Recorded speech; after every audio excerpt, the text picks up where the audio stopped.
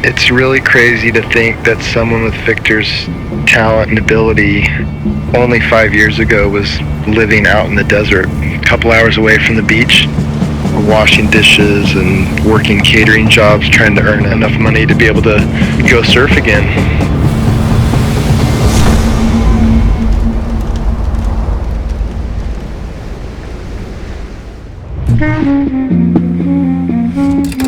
He doesn't take anything for granted. He doesn't take any board for granted. So anytime I make him something new, he always takes the time to understand it and to see what I have intended with the design and understand what kind of waves this might work for.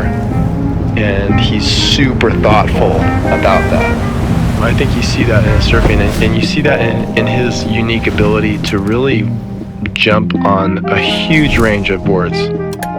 Like when you're talking volume, like he'll ride a board 29 liters up to 49 liters, honestly, and surf them all well.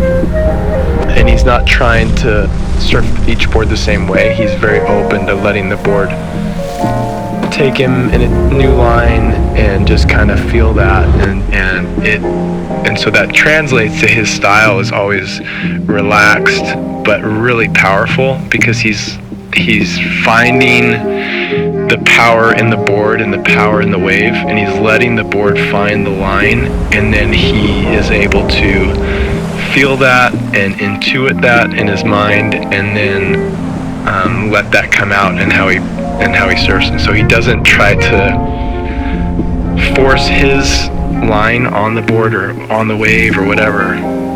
It's kind of reverse, and so that's why it comes across as so powerful, which is kind of unconventional in the approach.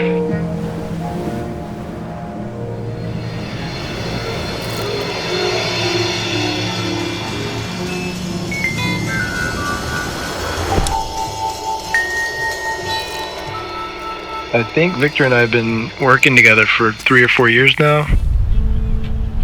He's from Brazil, and he comes from a competitive background of doing contests and QSs and all that whole circus, and he did well. Victor always did well in that stuff because he surfs amazing. But I think once he was free from that and free from the constraints of that approach and what's expected of you in that world, and he was free to just express himself how we all see him and enjoy him now, you see him really just bloom into this amazing surfer. I wouldn't even say free surfer. He could compete and he would be even more successful now, but his surfing is just beautiful. It's so appealing to, I think, everybody. It's a lot of what makes Victor surfing magic is the in-between, like the in-between the turns when he's connecting the flow.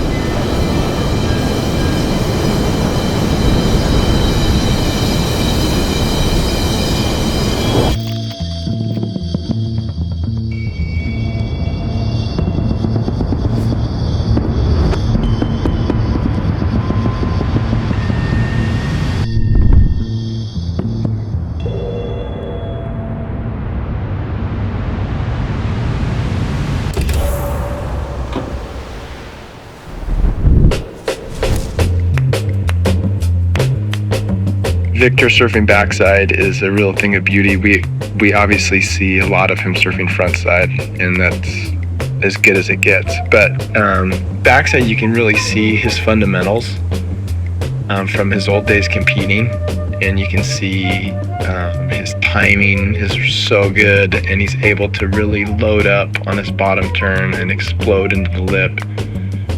Victor would always tell me, though, even when he was back doing contests and competing and traveling the world, he would always try to fit a unique board in his bag. I mean, you see most tour guys and they have a bag of 12 511 shortboards that all look exactly the same, and he always had an affinity and an interest and kind of a curiosity about riding different boards, and would always find ways to do that. So even his shaper back in the day in Brazil made a lot of retro style fishes and twin fins and single fins and stuff like that. And so I think he was always intrigued and always just loved the sensation of riding different boards and the enjoyment that brings.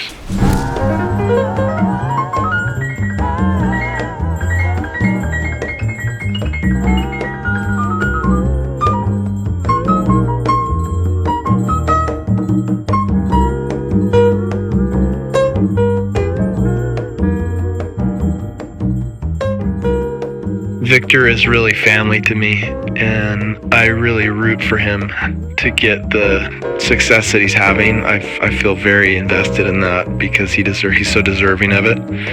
And so working with him is just a treat because he's very positive. His outlook is very positive. He has a very grateful perspective. If you want to have a mind-blowing experience, you need to surf with Victor in person. It's one thing to see him on the screen, but when you see him surf in person, you really realize how much speed he carries and how much power and attack he has, but in the most relaxed and casual way. When you're watching from the beach, when you're watching from behind the wave, and it's really fun to watch other people in the lineup will paddle up and be like, who is that?